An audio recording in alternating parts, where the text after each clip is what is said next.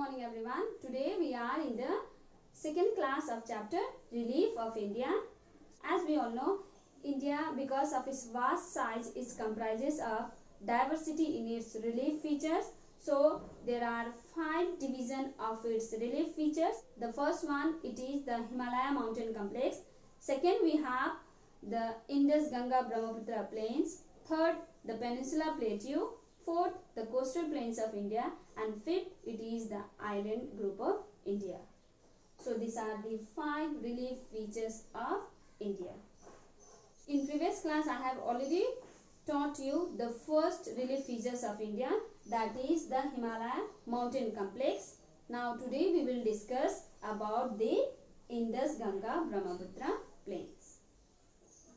So the northern plain of India has been formed because of the depositional work of the mainly 3 rivers, that is Indus, Ganga and Brahmaputra. So that's why it is named after this river, the northern plain of India. It is named after this river, the Indus, Ganga, Brahmaputra plains. The northern plain of India lies the southern part of the northern plain of India lies the southern part of the Himalayas. So southern part of the northern Himalayas, we have the northern plain of India, and it runs in same direction like that of the Himalaya, east to west, and cover a distance of 2400 km like that of Himalaya. It is parallel to the Himalayas of India. As mentioned earlier, the northern plain of India, it is the result of the infilling of the depression which was formed by the continuous deposition of the Himalaya river. And the depth of the northern plain of India sounded so far, it is nearly 2000 meters. Now let us discuss some of the relief features of the northern plain of India or the plains of India. The relief features of plains, it is divided into 4 divisions. The first we have Bhabar, second we have Tarai, third we have Bhangar, and fourth we have Khadar. So these are the 4 relief features of the plain of India. Now let us discuss each relief features in detail.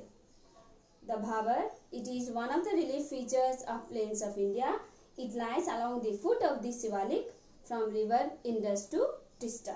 So it lies at the foot of the Shivalik range from river Indus to Tista with the width of 8 to 16 km. The width of this Bhabar is 8 to 16 km and comprises of pebbles, stub rocks in the shape of porous bed, and it is comprises of pebbles, stub rocks in the shape of porous bed. The bed of this Bhabar, it is porous in nature. Porous means which has the power of pebbles or the rock that has the power to pass water through it very easily. Like we have the mud port. Mud port has the power to pass water through it very easily. Likewise, the bed of the Bhabar was porous in nature that allow water to pass through it very easily. So the porosity is so high. The porous character or the porosity was so high that the stream disappeared here. Because of the porosity, the stream disappeared in this region. This is not much suitable for agriculture, and this Bhabar, it is not much suitable for agriculture. Now let us move on to the another relief features of the northern plain of India. It is Tarai.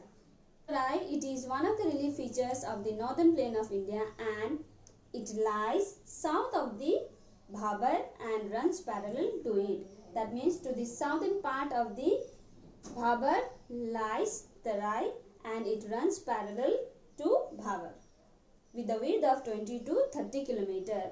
Whereas the Bhabar width was 8 to 16 km, the width of the Tarai, it is 20 to 30 km. It composed of comparatively finer alluvium. It composed of good kind of soil, or you can also say it composed of good fertile soil. It composed of finer alluvium and is covered by forest. Because of the good quality of soil, this area it is covered by forest. The the underground stream Bhabar re-emerged on the surface. So I have already told you, Bhabar, it is a porous bed, and because of the porosity, the stream disappeared in Bhabar, whereas this same stream re-emerged in Tarai on the surface and give birth to a marshy area. So what do you mean by marshy area? Marshy area, it is a form of land where mud and water are mixed together, like in Hindi we say dal-dal.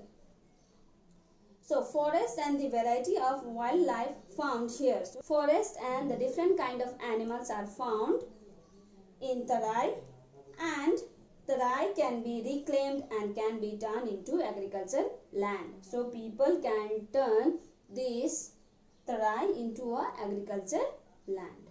So this was about the Tarai and Bhabar. Now let us discuss another two relief features of the plains, that is Bhangar and Khadar. The third relief features of the plains, it is Bhangar, and fourth it is Khadar. Now let us discuss these Bhangar and Khadar in detail. What do you mean by Bhangar? Bhangar, it is composed of, it is old alluvial soil which is formed above the flood plains, or we can also say it is composed of old alluvial and form the alluvial terrace above the level of the flood plain. So this kind of landform, it is formed after the deposition of alluvial in the flood plains. It is often impregnated, means it has the power to soak water with calcareous concretion, means calcium and carbon concretion, which is known as kankar. It is not much suited for cultivation. This Bhangar is not much suitable for cultivation, but by adding the fertilizers we can practice agriculture. It is also known as Dhaya in Punjab. Now let us discuss about the Khadar. Khadar, it is a low land and composed of new alluvial soil which is known as Khadar. It is flooded every year. So this kind of flood plains, it is flooded every year. The plains which is formed at the bank of the river. So here it is a plains. So this is a river. The plains which is formed at the bank of the river, this is an embankment, and because of the rise in the water level, this water reached to this region and cause a flood in this region. So it is flooded every year and new alluvial deposit. So after the flood, new alluvial soil deposit. So for the farmer, this flood also has some significance. It brings lot of alluvial soil to the plains of India. It is flooded every year and new alluvial deposit. It is often characterized by clay soils, and it is composed of clay soil which is very fertile. Intensive agriculture is practiced in this region. So in floodplains region of India, intensive agriculture is practiced. It is also known as Bet in Punjab. There are four relief features of the plain, that is Bhabar, Terai, Bhangar and Khadar. So you may get a short question answer asking the differences between the Bhangar and Khadar and Bhabar and Terai. But the most chances is that you will get about this Bhangar and Khadar. Now let us discuss the regional divisions of plains of India. The plains of India, it is divided into four divisions. The first, it is the Rajasthan plain. Second, we have the Punjab Haryana plain. Third, it is the Ganga plain, and fourth, it is the Brahmaputra plain. So these are the four divisions of plains of India. Now let us go through the four plains of India in detail. So the first we have the Rajasthan plains. It is also known as the Great Indian Desert. So this desert mainly lies between Aravalli range in the east and the alluvial plains of the Indus in the west. That means this Rajasthan desert lies between the Indus in the west and the Aravalli range in the east. It lies between the Aravalli range in the east and alluvial plains of Indus in the west. It is a lowland of sandy waste. So the plains of Rajasthan, it is a lowland of sandy waste, often interrupted by a sandy ridges and sand dunes. So there are number of sandy ridges and sand dunes in the Rajasthan plains. Most of the sand dunes rise up to the height of 100 meter. So the height of the sand dunes may rise up to the height of the 100 meter and the length may vary from 5 kilometer to 10 kilometer. The length of the sand dunes is 5 to 10 kilometer and the height it may vary up to 100 meters. This region receives very little amount of rainfall that does not exceed 25 centimeter. So this area receives a very little amount of rainfall which does not exceed 25 centimeter.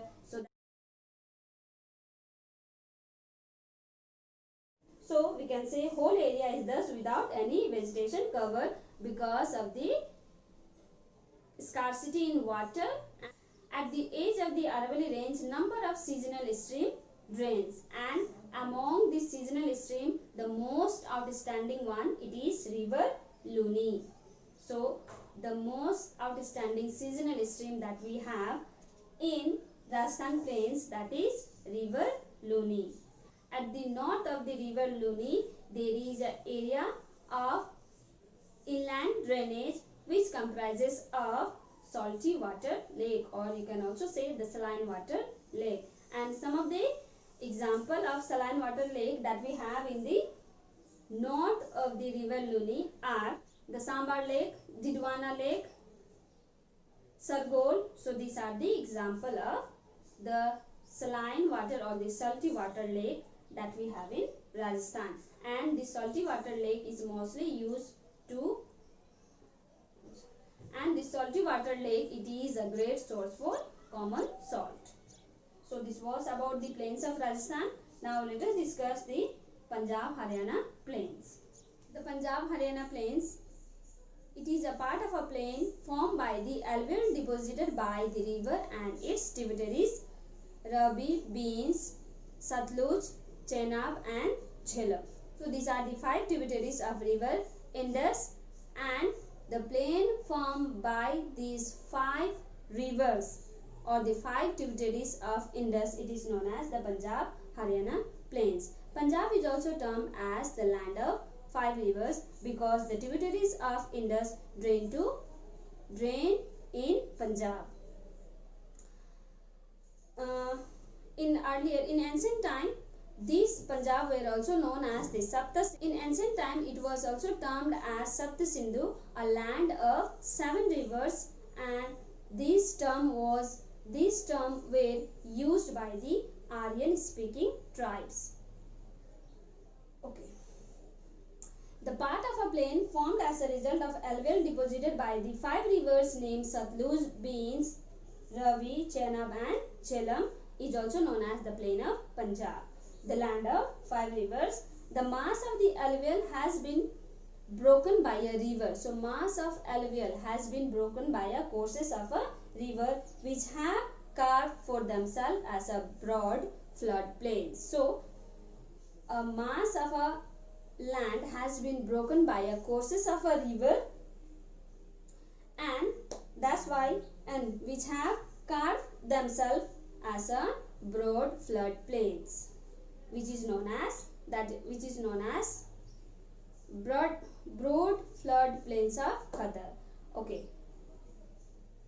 The mass of alluvial has been broken by a river courses. So mass of alluvial has been broken by a river courses which have been carved for themselves broad flood plains of Khadar. So this has been carved, which has been carved for themselves. The river, the flood plains broken by a courses of a river which has carved themselves as a broad flood plains of Khadar, which is well known by the name Betin Punjab. And this Khadar, it is well known by the name Betin Punjab.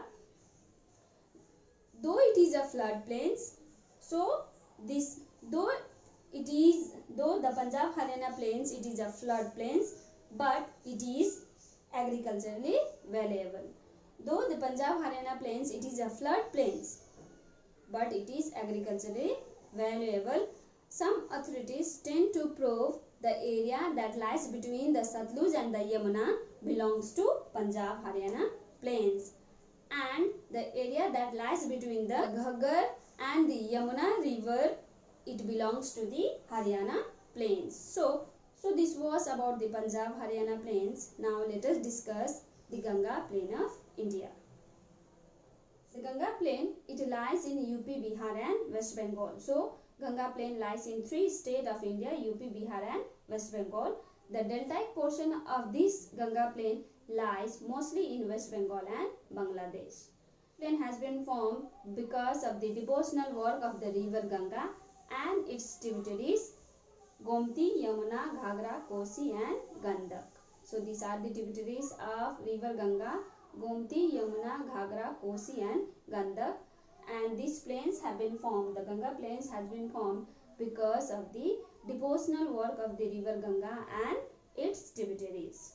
Depending upon the geographical variation, this plains is further divided into 3 parts: the upper Ganga plain, the middle Ganga plain and the lower Ganga plain. So the upper Ganga plains comprises of the Ganga and Yamuna Doab. Doab means it is a deposition formed by the river Ganga and Yamuna. So where it's bring a huge amount of alluvial soil and deposit in the Ganga and Yamuna Doab. So this Doab comprises of alluvial soil with the thickness of 1000 to 2000 meter. So the thickness of the alluvial soil in the Ganga Yamuna Doab, it is 1000 to 2000 meter. The middle Ganga plain comprises of the eastern part of the UP and Bihar, and it is a transitional zone which extends up to 600 km in eastern part of UP and Bihar. And the lower Ganga plain comprises of the deltaic portion of West Bengal and Bangladesh. So this was about the Ganga plains of India and its 3 divisions. Now let us discuss about the Brahmaputra plains. Let us discuss some of the significance of the plains of India. With a huge amount of fertile alluvial soil, slow moving rivers, flat land and a favorable climate is of great significance. It is a home for half of the population and with the area of only 1/4 of the total country's area. The availability of fertile alluvial soil and water by the numerous parallel rivers to the northern plain of India supports agriculture, and this agriculture provides food for the growing population of India. The northern plain of India not only provide food to the population, the growing population of India, but also it supports industry which is known as agro-based industry. Agro-based industries are those industries that depend fully on agriculture, like sugar industry. It depend fully on the agriculture product of sugarcane. Industrialization is one of the way for the development. Industrialization of trade and commerce is one of the way for urbanization.